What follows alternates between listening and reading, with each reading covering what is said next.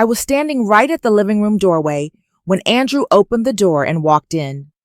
The light behind him cast a long trail across the floor, like it was introducing someone else, the woman he had his hand on. They both stepped in with the confidence of people who thought no one could challenge them.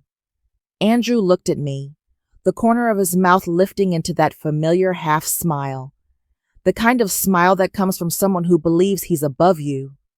"You're so weak you can't threaten anyone," he said quietly, like he wanted the words to slice through the air.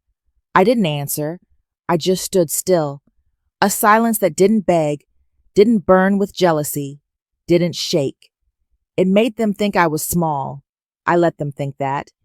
The woman with him, red hair, overly sure of herself, walked right past me. Her perfume was thick, like it was trying to take up space in the house. She looked me up and down and smiled, a triumphant kind of smile. If you can't keep your husband, someone else will. Andrew didn't object. He didn't correct her. He didn't show the slightest bit of embarrassment.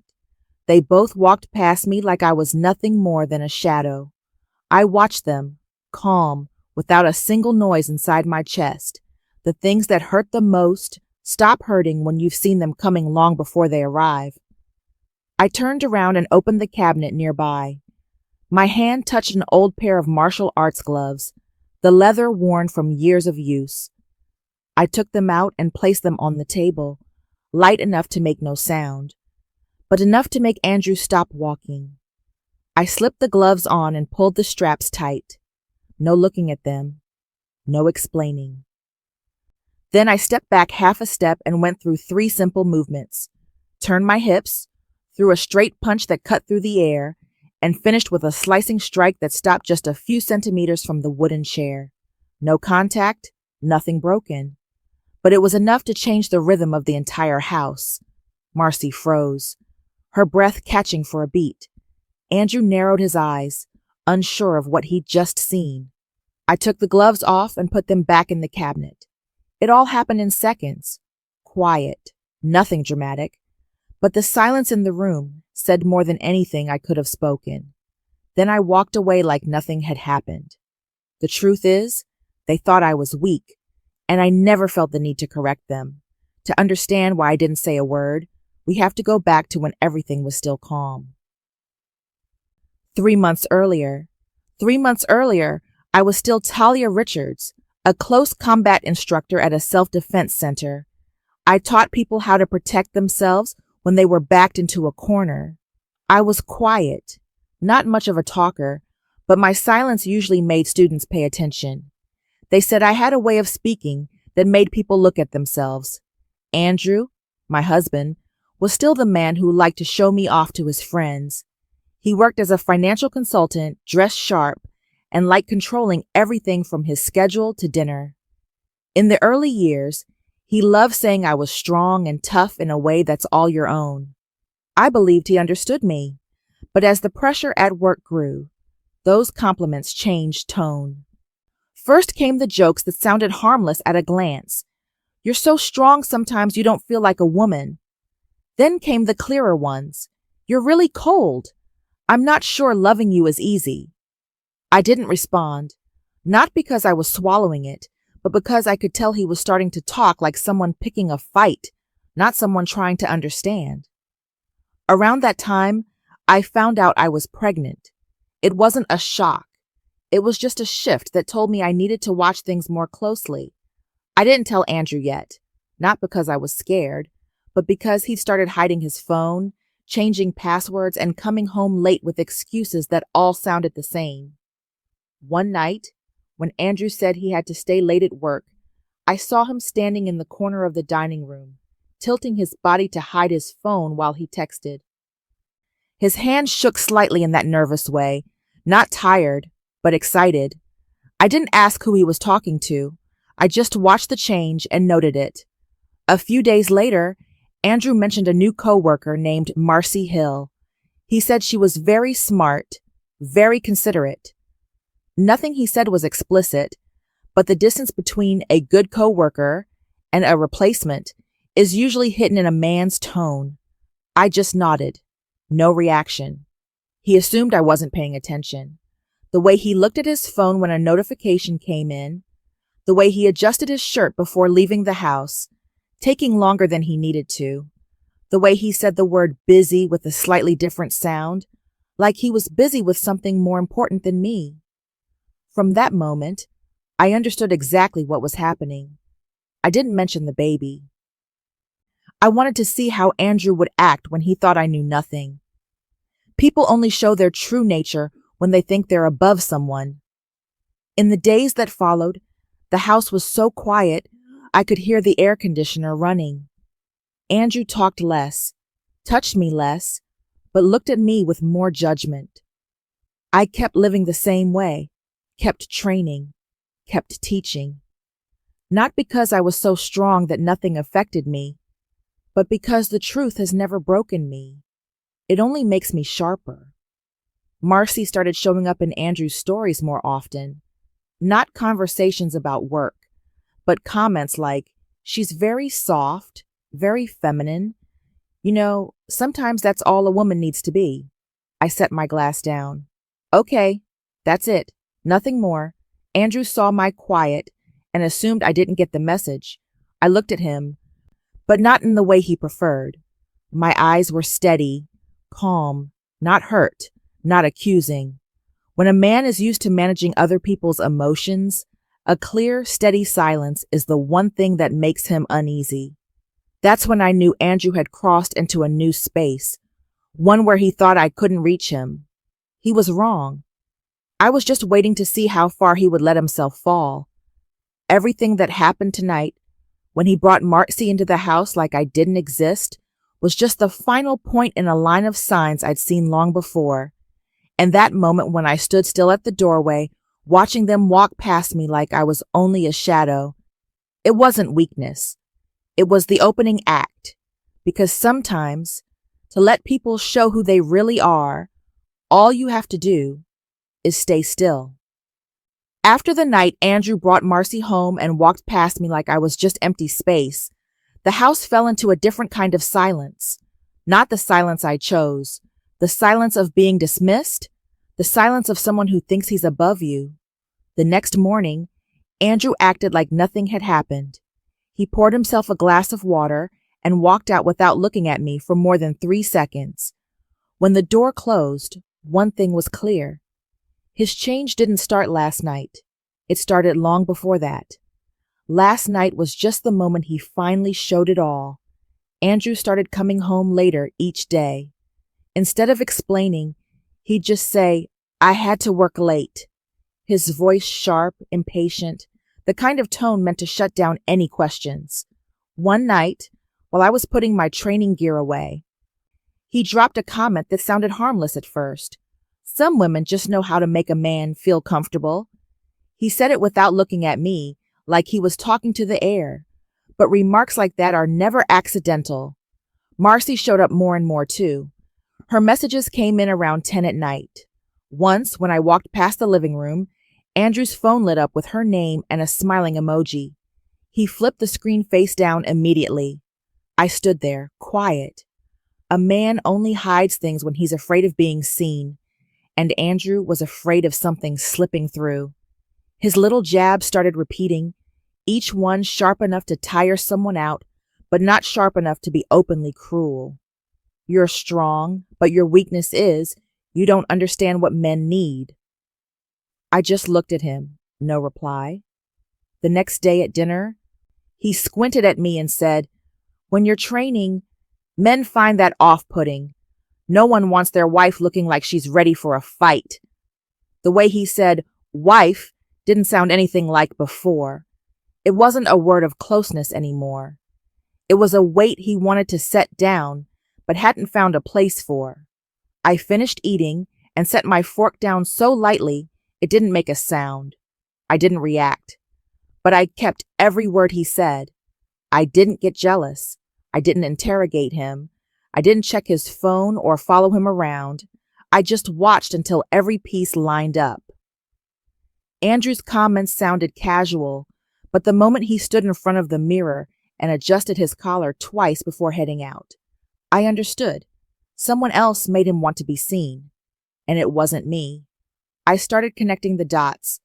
Late night messages, the hints about women who know how to make a man comfortable, the way he mocked the things he once bragged about, the evasive eyes whenever I stood close. Put together, I didn't need hard evidence to know exactly what was happening. I chose to train more, not to vent. I trained to keep my rhythm, to keep my mind clear. The familiar movements, turning my hips, holding my balance, breathing deep, helped me stay centered while our life together started to tilt.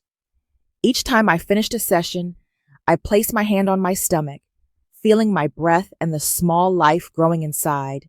No one knew. No one saw. I'm not weak, I thought. I just don't need to prove it every day. Strength isn't in the noise. It's in the things people overlook. The stillness, the precision, the ability to see someone clearly and stay standing anyway. Another night, Andrew set a stack of documents on the table and said, "I want full control of the finances. Give me access to all your accounts. It'll be easier to manage." He said, "Easier to manage?" Like I was an expense. I looked at him for exactly 3 seconds. No, just one word. Calm, no explanation. Andrew let out a dry laugh. "You teach kids martial arts and think you understand finances?" I still didn't answer, not because the words were harsh, but because I realized he didn't need a response. He just wanted to see my emotions slip. I didn't give him that. On our anniversary, Andrew forgot. I didn't remind him. But his phone buzzed nonstop. When he stepped away from the table to take a call, I happened to see the screen light up with a photo of Andrew and Marcy standing close together during a work trip, both of them smiling like they were the real married couple. I grabbed a napkin and wiped the water off the table, not because I was sad, but because I needed my hands busy so I wouldn't accidentally show that I already knew everything. I didn't need anyone to say the words, "You're cheating." Andrew had shown enough. The twist wasn't that I knew he was unfaithful. The twist was that I was clear-headed enough that he didn't realize I was staring straight at the truth. I didn't ask. I didn't confront. I didn't scream. Instead, I quietly took back full access to all our joint accounts, the ones he assumed I didn't understand. I handled them before we got married. I knew exactly where every detail lived. When Andrew demanded financial control, he had no idea everything had already shifted back into my hands 2 weeks earlier. I locked his access without leaving a trace. I kept everything in place, just under my control. Not for revenge, for preparation. People always underestimate a quiet woman, and the more they underestimate her, the more they reveal. When I stood in the living room tonight, watching Andrew and Marcy walk in, I wasn't surprised. I was only confirming what I'd known for a long time, and my silence made them think they were winning. They didn't know they were already standing exactly where I needed them to be. The house was so quiet I could hear the soft click of the lock turning as Andrew walked in. I was putting a few things away in the kitchen when I saw his shadow stretch across the floor, then Marcy's right behind it. She stepped in like she'd known this place for years, her eyes sweeping over the room with the confidence of someone preparing to replace the owner. Andrew looked at me with something like triumph in his eyes, the kind of look meant to make me fold so he could feel above me. "Talia, I'm home." His voice was calm to the point of being shameless, like he hadn't brought his mistress here the night before, and stepped on my dignity. Marcy stood beside him, her shoulder brushing his arm like a mark of ownership. Andrew didn't move away. I could tell he wanted me to see it. Andrew had always liked having control, and tonight, he wanted me to know he believed I'd lost. I didn't say a word. I didn't step back. I didn't step forward. I stayed still, my eyes steady, my heartbeat unchanged. That silence only made Andrew more confident that I was weakening. He thought I was quiet because I was hurt, jealous, or scared. I was quiet because I didn't see any reason to speak. Marcy let out a soft laugh, thin and sharp like a blade. Didn't think she'd be home. I thought, you said she'd be out. Andrew shrugged and looked at me like he was examining something that had lost its worth. If Talia were really strong, I wouldn't have had to look for someone else. I looked straight at him. Andrew knew that look. He used to be afraid of it, but today he tried to pretend he wasn't, keeping his face calm like a man who believed he'd already won. Marcy laughed and leaned her head on his shoulder, exaggerating it on purpose to see how I'd react. I didn't react. I only shifted my eyes slightly toward the wooden cabinet nearby. Andrew thought I was avoiding. Marcy thought I couldn't handle facing them. They were both wrong. The air in the house changed the moment I opened the cabinet and pulled out an old pair of training gloves. The black had faded a little, the padding worn down at the knuckles. I set them on the table, light enough to make no sound, but placed them so they took up the whole space between the three of us. Both of them went silent. Andrew looked at the gloves, then at me, trying to figure out what I meant to do. I didn't answer that look. I just stood tall, feet grounded, shoulders relaxed, my hand tightening slightly the way it always did before a technique.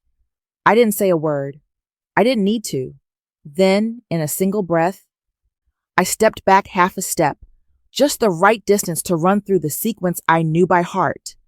Not fast enough to show off, not slow enough to look staged, just clear, controlled movements, every strike, every turn of my body easy to see. I raised my right hand, turned my wrist, and threw a straight punch forward. The force cut the air with a sharp sound, and I stopped it just a few centimeters from Andrew's face. Close enough that he couldn't pretend he wasn't scared. Precise enough that he couldn't deny I could touch him any time I wanted. Andrew froze. The color drained from his face. Marcy stepped back on instinct, gripping her purse like it could shield her. I didn't stop. I turned my body and threw 2 more strikes in succession, a horizontal blow, then a downward chop, both stopping at that exact almost touching distance from Andrew. On the last move, I pivoted and delivered a clean roundhouse kick, lowering my foot to the floor with perfect precision, not a fraction off.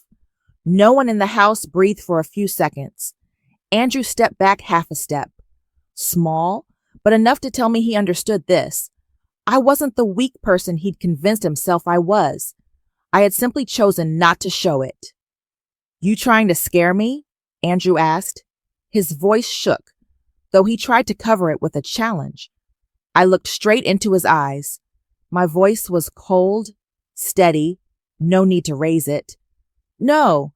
If I wanted to do something, you wouldn't see it coming. It wasn't a threat, it was a fact, and he knew it." No one spoke for several seconds.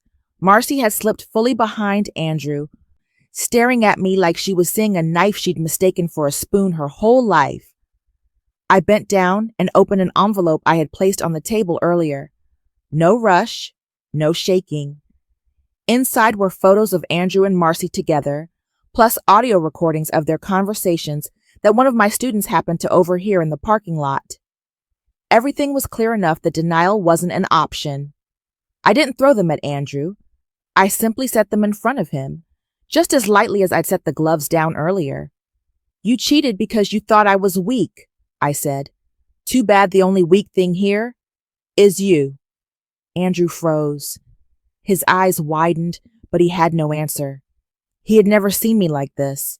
Not angry, not crying, not trying to prove anything. He grabbed the envelope, shaking so badly some of the photos slipped to the floor. "You were investigating me?" he asked, voice breaking. "I was just watching," I said. That was enough.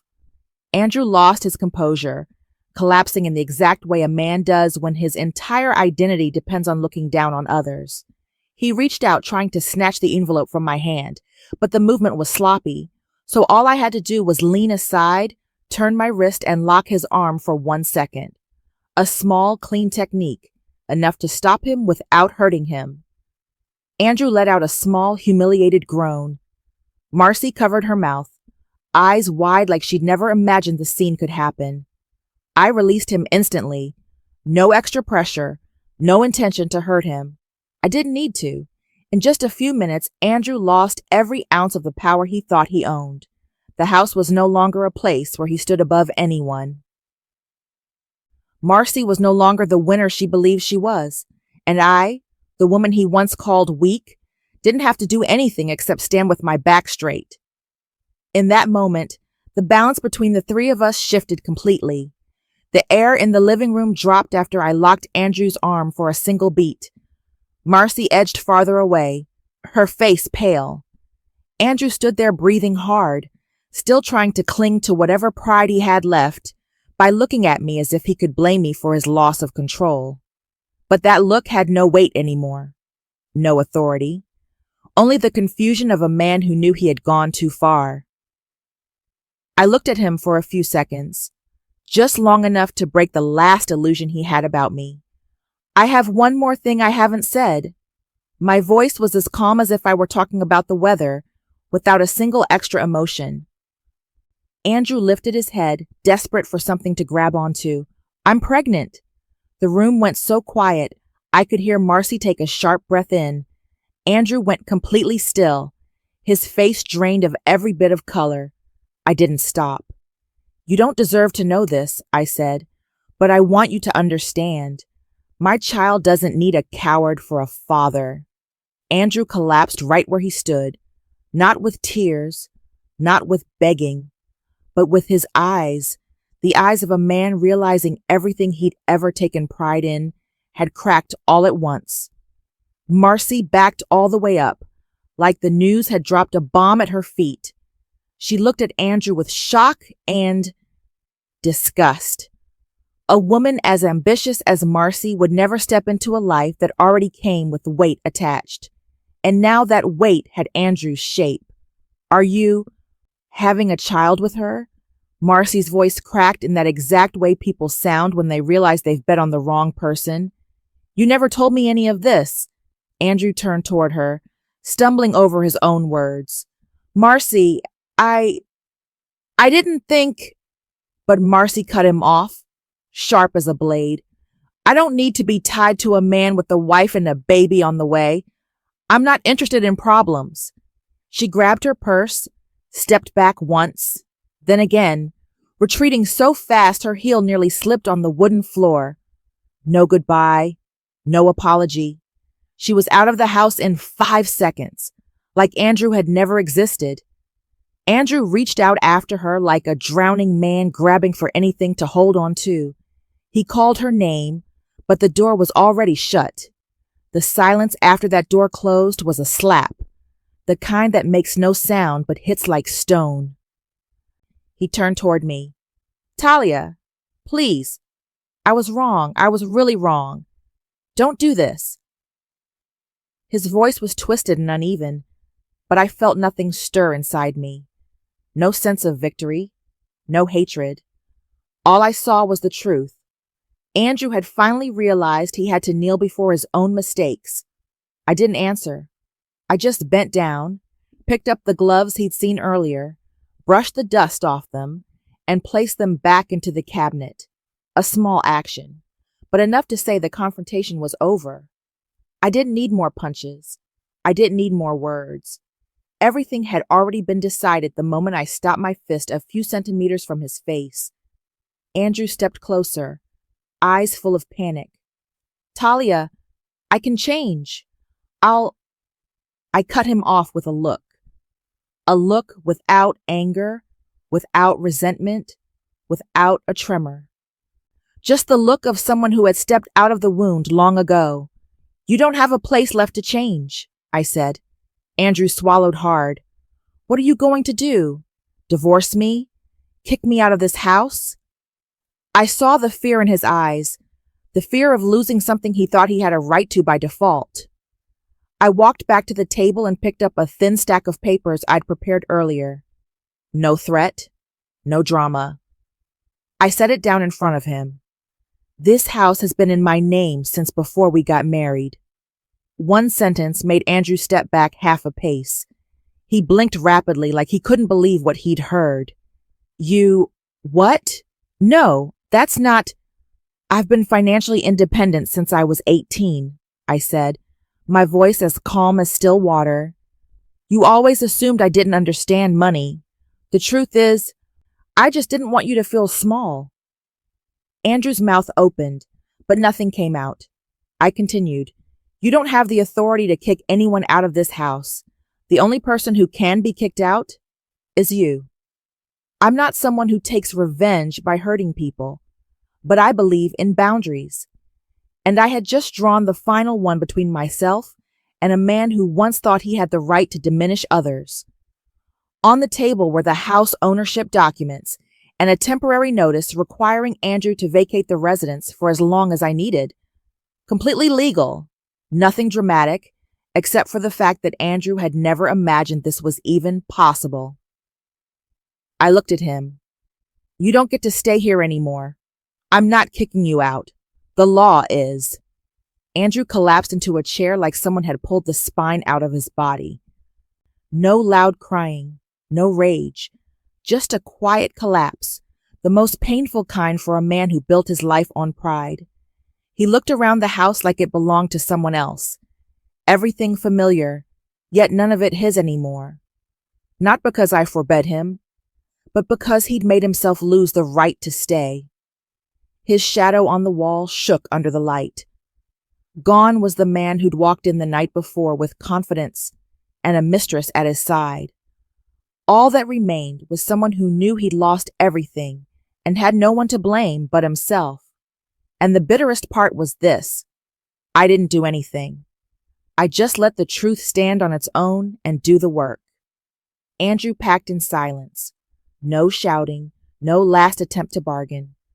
Only the sound of suitcase wheels rolling across the wooden floor, slow and heavy, like each step belonged to a man who had just realized he no longer had a place in this house.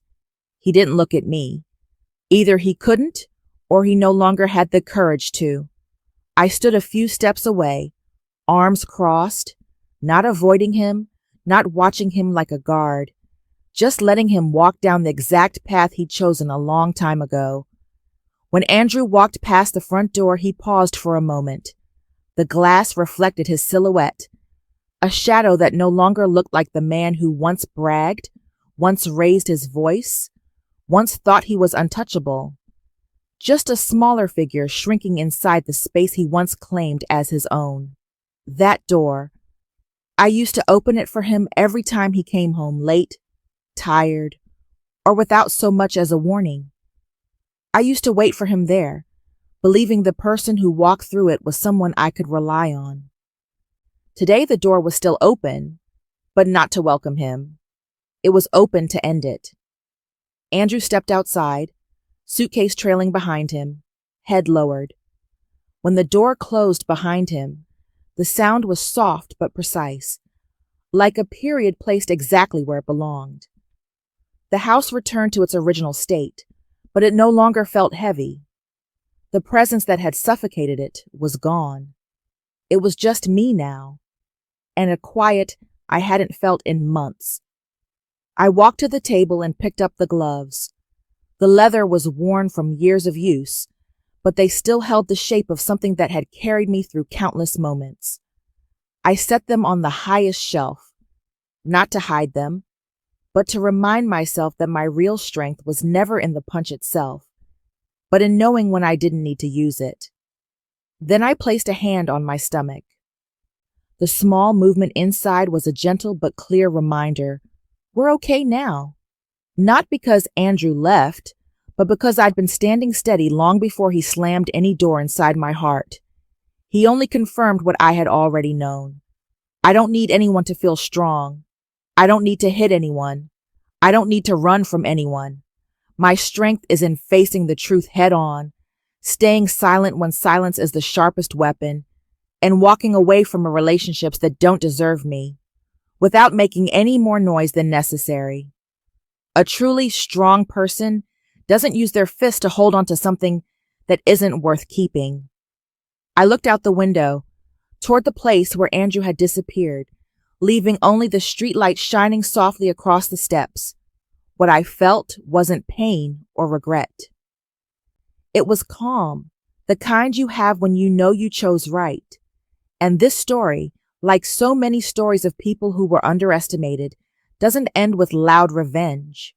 It ends with me finding peace in my own space. Have you ever been underestimated because they thought you were weak? How did you stand up again? Let us know in the comments. Thank you for listening to the story. See you next time. And don't forget to support the channel with a subscribe and a like.